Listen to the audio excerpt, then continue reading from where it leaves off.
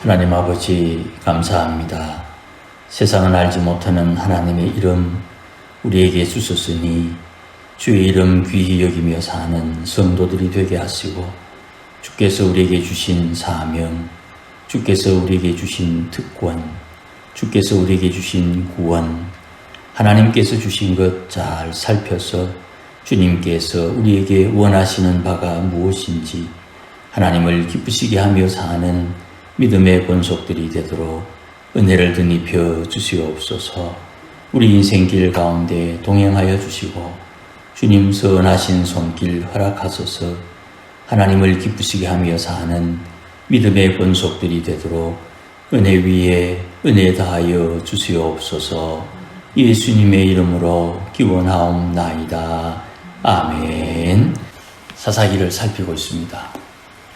사사기의 가장 큰 특징, 말씀드린 것처럼 4개의 과정을 계속 반복한다 그랬습니다. 범죄하고 그들을 하나님이 징계하시고, 또 하나님 앞에 회개하고 다시 하나님께서 구원해 주시고, 그 구원받은 이후에 얼마 동안 평화를 누리게 됩니다. 이것을 계속 반복하는 이유 무엇인가? 그것은 자녀에게, 다음 세대에게 하나님을 가르치지 않았기 때문이다. 그렇게 말씀드릴 수 있습니다. 그렇다고 앞선 세대가 다음 세대에게 말씀을 가르치지 않았느냐? 또 그것도 아닙니다. 말씀을 분명히 가르쳤습니다. 가르친다고 가르쳤지만 전달에 무슨 문제가 있었던 것이 아닌가, 그렇게 조심스럽게 추측을 해봅니다. 선조들의 가르침에 문제가 있다는 가정을 가지고 좀 살펴보면 대략 인격적인 문제가 대부분으로 사료됩니다. 인격적이라 하면 단순하게 성품으로 표현하기에는 좀 어렵습니다. 왜냐하면 우리가 익히 아는 대로 인격은 주로 3개로 구분을 하지 않습니까? 이성적으로, 감성적으로, 의지적으로 이렇게 인격을 나누어서 설명을 합니다. 이성적으로 하나님의 말씀을 가르치면 대부분 그게 철학이 됩니다. 그리고 철학에는 반드시 철학하는 방법이 있습니다. 그래서 중세시대에 교회의 교리를 아리스토텔레스 철학, 아리스토텔레스의 방법론으로, 철학으로 신학을 정리합니다. 그게 토마스 아퀴나스의 신학대전이라는 아주 두꺼운 책으로 정리가 됩니다. 그 중세에 신학적인 큰 업적이 있음에도 불구하고 암흑기라고 우리가 표현하지요. 교회 역사에서 중세는 암흑기라고 말합니다. 이성적으로 하나님의 말씀을 가르치면 철학이 된다. 감성적으로 하나님의 말씀을 가르치면, 하나님을 가르치면 분위기에 함몰됩니다.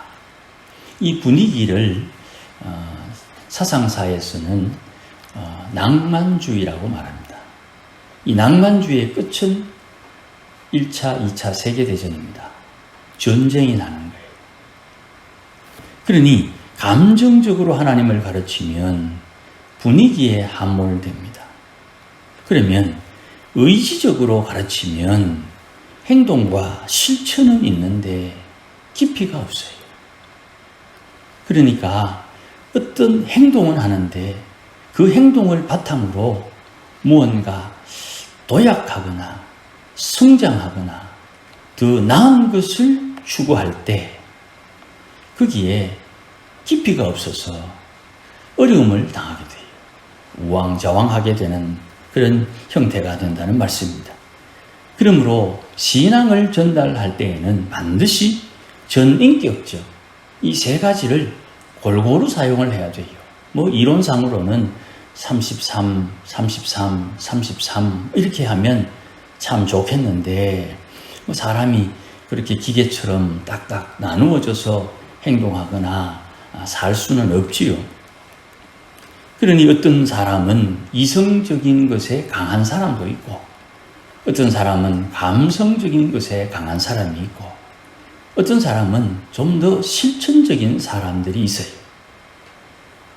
그러니 이 세 가지를 가지고 하나님과 소통하는 것인데, 어떤 이는 이성적, 어떤 이는 감성적, 어떤 이는 의지를 사용해서 하나님과 소통을 해요. 종종 우리 주위에 간증하는 분들이 있잖아요. 그분들이 감성적인 분이면 감정적인 것을 가지고 간증을 하다 보면 거기에 잘 이해되고 느끼고 또 동조하는 분들이 생겨요. 좀 이성적인 입장에서 간증하는 분들은 또 거기에 끌리는 사람들이 따로 있어요. 이게 한 사람이 전부를 다 하는 그런 경향은 좀 적은 것 같아요. 그게 우리 주위에서 경험하는 바입니다. 이성으로 판단, 평가, 선택하면서 감정적인 고려를 통해서 실천하는 것이에요. 때로는 실천과 행동을 강조하겠지만 감정도 고려해야 되는 것이죠. 감정적인 고려도 필요하지만 주위 상황, 예를 들면 정치적인 명분, 경제적인 한계, 사회적인 의식 수준, 신앙의 인격의 성숙도 이런 것들을 충분하게 이성적으로 고려하기도 해야 돼요. 이성적인 판단이 확고해도 행동하기 위해서 현실적으로 실무적으로 가능한지 상황을 고려해야 해요. 이렇게 인격적인 상호 소통과 단합, 협조 이런 환경이 충분히 필요해요. 그래서 이성적인 입장을 너무 강조하다 보면 이런 반응이 주로 나와요. 그래, 나 못 배웠다. 내가 이야기하는 거 들어봐도 아무래도 이해가 안 된다. 니는 많이 배워서 좋겠다. 많이 배운 거 자랑하나. 이런 응답이 나와요. 이성적인 것, 이것을 지식을 강조하다 보면 대부분 이런 형태로 응답을 하면서 자기의 열등감을 드러내요. 나는 못 배웠다는 열등감을 내요. 감정적인 것도 마찬가지입니다. 감정적인 것을 강조하면 대부분 인신공격을 합니다. 상대방의 약점을 부각시켜요. 감정이 상하면 지도자들은 의욕을 상실하게 되는 거예요. 이런 응답은 자기 객관화가 필요해요. 자기 객관화가 말이 어려운데 자기도 그러면서 남만 그렇다고 평가한다 이 말이에요. 저 사람이 하는 것 나도 할 수 있고 이 사람의 실수 저 사람이 할 수도 있다. 내가 하는 실수 당신도 할 수 있다. 이런 유연한 사고가 필요한데 자기 객관화가 없다고 내가 하는 것이 맞다고 해요. 그래서 소위 내로남불, 내가 하면 로맨스고 남이 하면 불륜이다 이런 말 있잖아요. 그래서 사람은 감정을 자극해서 감정을 통해서 반대를 위해 반대를 하는 경향이 생겨요. 세 번째로 행동이나 실천을 강조하다 보면 행동하지 않으려고 하는 반작용. 지금이 어떤 시대인데 지금 시대에 그게 통하겠나? 세상이 그거 이해하겠나? 먹어주겠나? 아무래도 요즘 유행하는 게 아니니까 잘 안 될 것 같다. 이런 반응이 나와요. 행동하는데 걸림돌이 된다 이 말이죠. 그래서 단체 행동은 반드시 행사를 통해서 사업을 통해서 참여도가 완성됩니다. 말이 좀 어렵지요. 교회가 어떤 행사를 한다 할 때에 그 행사는 교인들이 참여함으로 행사가 완성되는 거예요. 이걸 전도에 적용을 해 보십시다. 전도하자. 지금 시대에 전도가 되나? 전도하자. 뭐 어떻게 전도할 건데? 전도지 나눠주고, 뭐 이렇게 전도지 나눠주듯이 뭔가를 나눠주고, 교회 오세요. 하나님은 당신을 사랑합니다. 야, 그거 세상이 먹어주겠나? 요즘 전도 그래 안 하잖아. 요즘 유행을 따라야지. 뭐 이렇게 반응이 나온다 이 말입니다. 그러면 전도 행사가, 전도 사업이 진행되지 못하게 되지요. 단체 행동은 행사를 통해서 완성되니까 일단 해보자. 그리고 행사의 결과로 평가해보는 겁니다. 현장에 답이 있다 하는 말이 있죠. 그러니 하나님께서 사람들과 소통하실 때에는 반드시 전인격적 소통을 합니다. 그런데 이 앞에서 말씀드렸던 이성을 강조하거나 감성을 강조하거나 의지를 강조하면서 치우쳐진 하나님을 가르칠 때 그 사람의 반응이 조금씩 달라지는 것을 우리가 봤죠. 근데 하나님께서는 하나님의 일을 하실 때에 그 사람들과 소통하면서 전인격적인 감성에 강한 사람들은 감성적인 것으로 그를 하나님의 일을 맡기고 이성이 강한 사람에게는 이성적인 입장에서 하나님이 그를 부르십니다. 그리고 그가 이성이 강한 사람이 감성적인 사람과 연합해서 이 사람들끼리 무언가를 조정하게 하는 거예요. 그러니 서로가 모여도 내가 잘났다고 말할 수 없는 거예요. 주님이 이성적인 사람을 사용해서 이성적인 것을 사용해서 이 사람들에게 도움을 주고, 감성적인 사람은 하나님이 감성적인 사람을 동원해서 이 사람들에게 도움을 주기 때문에. 모세를 보십시다. 모세가 호렙산에서 하나님 앞에 부르심을 받습니다. 이제 애굽으로 가야 됩니다. 그때 모세가 이런 반항을 해요. 모세가 하나님 안 됩니다. 왜? 나는 아무것도 아닙니다. 아주 겸손한 것처럼 보이지만 전혀 그렇지 않습니다. 못 간다는 이유를 대기 위해서 나는 아무것도 아니라고 말합니다. 악한 거지요. 주의 말씀에 나는 아무것도 아니니까 못한다. 원래부터 모세는 아무것도 아니죠. 새삼스러운 게 아니에요. 그러니까 하나님께서 말씀하시기를 내가 너를 보내었기 때문에 된다고 말씀을 해요. 그럼 하나님 보내셔서 내가 갖다 칩시다.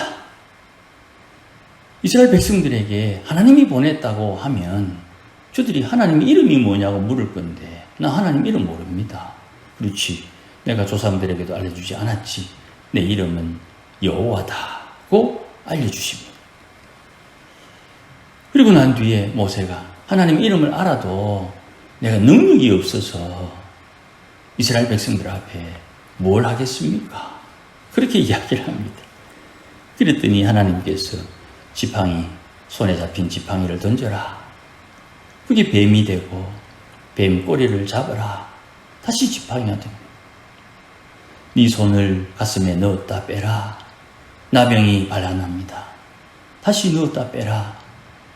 온전히 회복됩니다. 너는 그 지팡이를 들고 내가 시키는 일을 하라. 그 지팡이를 통해서 너에게 능력이 나타나는 통로가 될 것이다. 고 말씀합니다. 자, 이 정도 됐으면 하나님 시키는 대로 해야 안 되겠습니까? 그런데 모세는 여기에 또 한 번에 더 반항을 합니다. 하나님, 저는 말을 잘 못합니다. 그래서 하나님께서 말합니다. 말 잘하는 아론이 있다 그랬습니다. 하나님께서는 모세의 환경과 상황, 그의 입장을 충분히 이해하고 있습니다. 그리고 모세에게 더 이상 변명하지 못하도록 하나님께서 말씀하시는 겁니다. 이 이야기를 모세만 압니다. 마누라도 몰라요. 모세만 아는 이 4가지의 사건을 모세가 의지하여 하나님의 일을 감당하는 겁니다. 사실 모세는 애굽의 왕자였지 않습니까? 애굽의 고급 문화를 다 경험한 사람이고 배운 사람입니다. 그러나 우리가 알다시피 모세가 이렇게 선뜻 나설 수 없는 이유는 그는 지은 죄가 있어요. 사람을 죽인 경험이 있어요. 이게 하나님 앞에 들추어내지 못하는 모세의 연약함인데 하나님은 그 부분에 대해서는 전혀 언급을 하지 않습니다. 로마서 4장에도 언급된 것처럼 하나님께서 덮어주셨는데 누가 그것을 죄라고 들추어낼 수 있느냐? 용서하신 분이 하나님이신데 용서하지 못한다, 용서받지 않았다, 용서가 안 될 것이라고 누가 하나님 앞에 청원할 수 있느냐? 그러니 다윗은 지은 죄가 있으나 그 죄를 그 덮어줌의 은혜를 입은 자가 복되다 그랬죠. 그러니 베드로, 참 얼마나 큰 허물이 있습니까? 예수님 말씀 중에 많은 사람들 앞에 나를 부정하면 나도 아버지 앞에서 너를 부정하리라. 그 말씀을 베드로가 들었단 말이죠. 그런데 그가 예수님 십자가 달리시던 그날 밤에 예수님 3번 부정합니다. 그러니 인간적으로 베드로가 주님 앞에 얼굴을 들 수 있겠습니까? 자, 그건 또 그렇다 치더라도 복음을 전할 때마다 베드로의 그 3번 부인한 사건이 계속 반복됩니다. 얼마나 민망합니까? 그 약점이 있음에도 불구하고 베드로가 증거하는 그 예수를 안 믿으면 구원을 못 받는 거예요.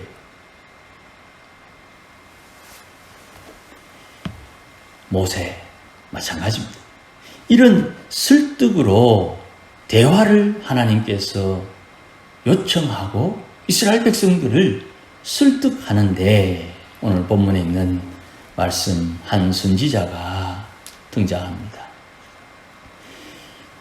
이들이 하나님 앞에 징계를 받게 되니까 미디안 사람들 때문에 여호와께 부르짖었어요. 조상들의 하나님께 부르짖었습니다.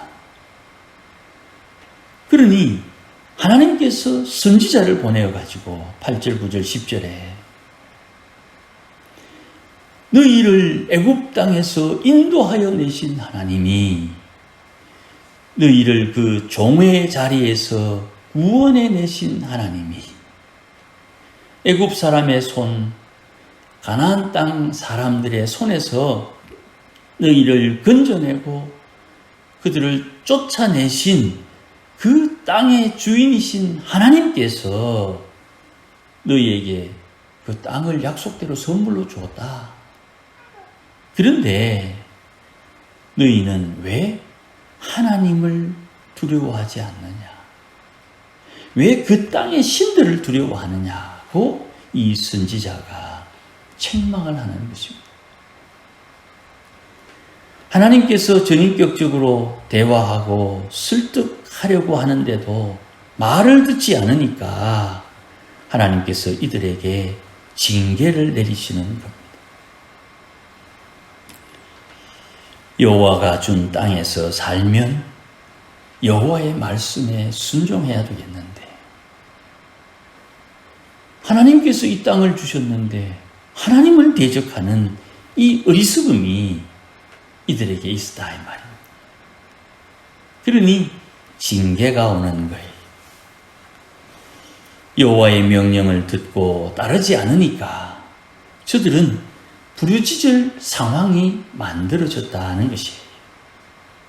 어째야 됩니까? 회개해야지. 우리는 다 압니다. 부족함이 있다는 걸 알고 연약함이 있다는 걸 알아요. 그래서 용서를 구하죠. 그 용서를 구하고 하나님 앞에 다시 회복되어야 되는데 행위를 회개하는 것이 아니라 마음을 회개해야 되는 거예요. 왜 그렇습니까? 그 행동의 근본이 마음에 있기 때문이에요. 누구는 마음을 회개하고 누구는 마음을 회개 안 하고 그런 게 있습니까? 누구나 다 회개함으로 구원을 받는 거예요. 마음을 회개해야 되는 거예요. 행동을 회개하는 것은 그 다음의 문제예요. 행동이 조금씩 변화됨으로 조금 신앙이 더 자라는 것은 그 마음이 회개한 만큼 행동이 변화되는 거예요. 주님의 말씀입니다. 마음에 악함이 있어 악한 행실이 나오고 마음에 선함이 있어 선한 행실이 나온다. 주의 말씀입니다. 천하를 다 불살라 없애도 남아있는 하나님의 말씀이라 이 말입니다. 그런 거로 오늘도 우리가 부르짖게 된 이유, 부르짖게 된 이유를 알고 하나님 앞에 돌이켜 회개함으로 주의 구원을 경험하는 하나님의 사람이 되어야 되고 이것이 계속 우리에게 요구되는 것이에요. 그러니 우리 마음에 내 허물과 죄, 내 마음에 심겨져 있는 허물과 죄, 마음의 밭에 속에 들어있는 흙에 덮여있는 자갈, 내 마음의 밭에 은근퀴와 그 잡초에 깔려 허덕이는 하나님의 말씀을 위해서 회개가 필요하고 회개함으로 옥토가 되어 말씀을 뿌릴 때마다 가꾸면 100배, 60배, 30배의 결실이 맺히게 되는 거예요. 이 과정을 오늘 본문의 말씀을 통해서 묵상하고 우리가 어찌해야 될지 주님께서 우리에게 깨우쳐 주시고 말씀하시는 바를 따라 주를 섬기고 순종하는 우리 모두가 되시기를 주의 이름으로 축복합니다. 기도하십시다. 하나님 아버지 고맙습니다. 주의 말씀은 생명이라. 주의 말씀은 우리 발의 등이요. 주의 말씀은 우리로 하여금 하나님을 섬길 수 있도록 역사하심을 믿습니다. 오늘도 하나님의 말씀을 받고 말씀에 따라 주를 사랑하며 주를 섬기는 지혜로운 믿음의 권속들이 되도록 인도하여 주시고 주의 성령님 충만하게 임재하소서. 하나님의 선하신 손길로 주님 기뻐하는 곳까지 자라나며 또 인도받으며 주의 영광을 보게 하옵소서. 예수님의 이름으로 기도하옵나이다. 아멘.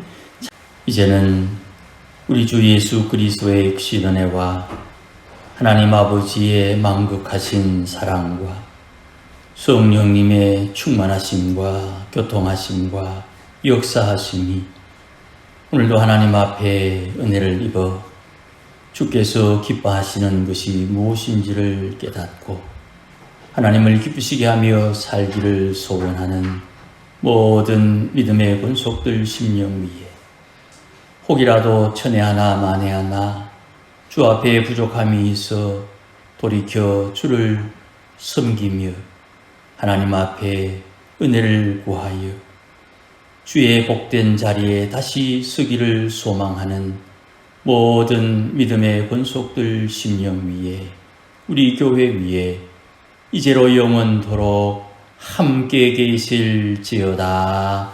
아멘.